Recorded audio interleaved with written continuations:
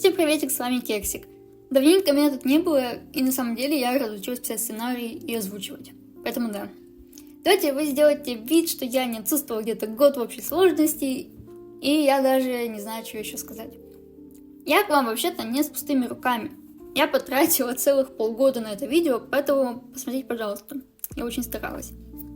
В общем, как вы могли понять, в этом видео я буду превращать гачеров, а вернее одного гачера в витубера. Дело в том, что в последнее время я очень хочу найти свое место в этой нише, и мне очень нужно портфолио. Вот. Итак, какие же задачи я поставила перед собой в этом проекте?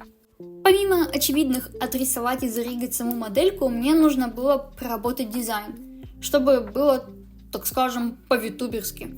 Добавить отсылки и всякие интересные штучки. По ригу мне захотелось начать рисовать все артмеши вручную, но спойлер, я сдамся. Итак, на дворе у нас июль, и я начинаю работу. К сожалению, оказывается, что скетч-модельки я начинала на iPad, что через столько времени я забыла и благополучно удалила тот холст, прежде чем я сохранила Speedpaint. Поэтому просто перечислю, что я внесла. Первоначальный скетч был таким, но полистав Pinterest, другие работы, мне почему-то захотелось добавить элементы киберпанка.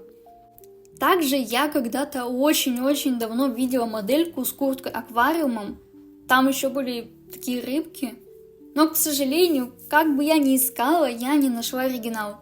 Но, тем не менее, я решила поставить себе челлендж и сделать куртку с водой внутри. Не забываем про отсылки. Я добавила вилку и кактуса в виде чиби-игрушек. Вдохновилась я, кстати, вот этой работой. Также в саму воду я добавила игрушку-уточку, как отсылку к уточке. Звездочки, потому что почему нет. Ну и, конечно же, я добавила себя в виде вот такой вот наклеечки. И вот такой дизайн у меня получился. Следующий этап – лайн. Я решила сначала сделать лайн и базовые цвета всей модели, а уже потом начать рендер. Просто обычно я поверх скетча начинала сразу дробить и отрисовывать мелкие детали. То есть полноценный рендер без базы. Но в этот раз я почему-то решила сделать вот так.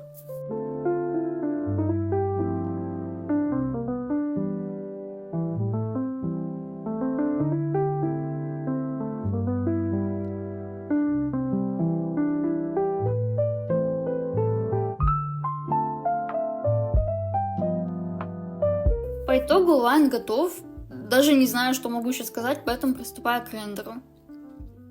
На рендер у меня ушла где-то неделя, на фоне вы видите таймлапс, я доработала модель, вдоволь помучилась над волосами, я их просто ненавижу рисовать.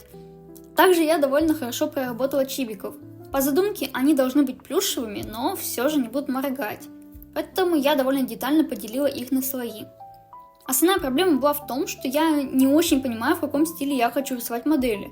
С одной стороны, мне хочется делать их очень проработанными и детализированными, а с другой же, я хочу делать очень мягкий нежный покрас. Я до сих пор не нашла себя, поэтому делала так, как ляжет рука без определенного плана.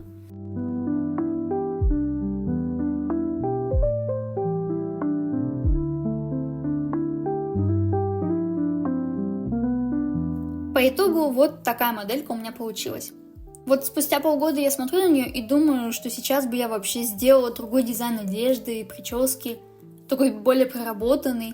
Но в целом мне очень даже нравится получившийся покрас волос, на удивление, то, как я нарисовала наушники и ноги. Мне не очень нравится топ, он выглядит очень мыльно и плоско, не знаю. У меня даже была мысль начать все заново, когда уже полностью доделала модельку, но тогда это видео бы вообще не вышло. А тем временем на дворе у нас уже август, и так вышло, что я провела не дома, поэтому работка чутка застопорилась. Пришлось вылезти из своей каморки, чтобы увидеть свет и людей, а все ради того, чтобы вживую посмотреть на объекты, которые я рисую. Ну и просто отдохнуть, вкусно покушать, посмотреть цивилизованный мир в конце концов. Вернувшись домой, я вспомнила, что скоро начнется учебный год, поэтому, на удивление, начала люто спидранить работу. Всего за несколько дней я сделала практически полный риг модели, и, наверное, нужно что-то о нем рассказать. Как всегда, работа над моделькой начинается с того, чтобы привести ее из этого в вот это. А все потому, что при переносе модельки из программы для рисования в Live 2D ломаются все маски, так как они работают слегка по-другому. Вкратце нам нужно копировать ID слоя, к которому мы хотим прикрепить объект вот сюда, на слои, которые мы хотим прикрепить. Кстати, CID я тоже исправляю для удобства. Такая монотонная работа заняла у меня от силы час. Дальше приступаю к самому ригу. Не знаю почему, но еще при самом зарождении меня как риггера я привыкла работать от частного к общему, начиная с деталей и переходя все дальше и дальше и дальше. Первый этап любого моего рига – не создание артмешей, деформеров, параметров и даже не риг тела, а глаза. Как и хотела, начинаю рисовать артмеши вручную, делаю базовую анимацию моргания, формы глаза, а также физику ресниц и зрачков, работаю над эмоциями. Постепенно перехожу к бровям и рту. Для этого я использую такие вот чарты, которые нахожу на просторах интернета. Форма рта может немного отличаться, но в целом суть остается той же.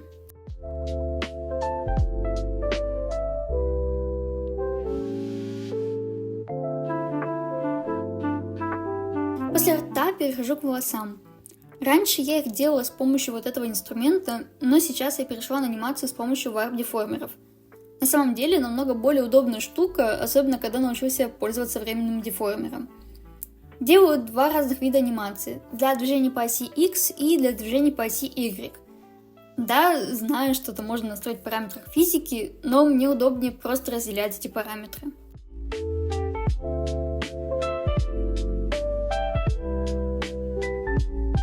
Дальше я перехожу к поворотам лица. Хочу сказать, что работа от частного к общему тут не совсем подойдет, ибо на последних этапах вылезает куча неровностей и ошибок, которые приходится корректировать и исправлять. Сейчас бы я сделала вообще все по-другому. Создала бы общий деформер для поворотов лица, сделав некую базу, а потом уже переходила к мелким деталям, исправляя их положение. По сути, мой процесс работы выглядел наоборот. Сначала я, так скажем, исправляла ошибки, а потом уже создавала базу, что даже звучит странно. Тем не менее, что имеем, то имеем. Как я и говорила, я бы переделала вообще всю модельку, но лучше я сейчас проанализирую свои ошибки и исправлю их уже в следующей работе.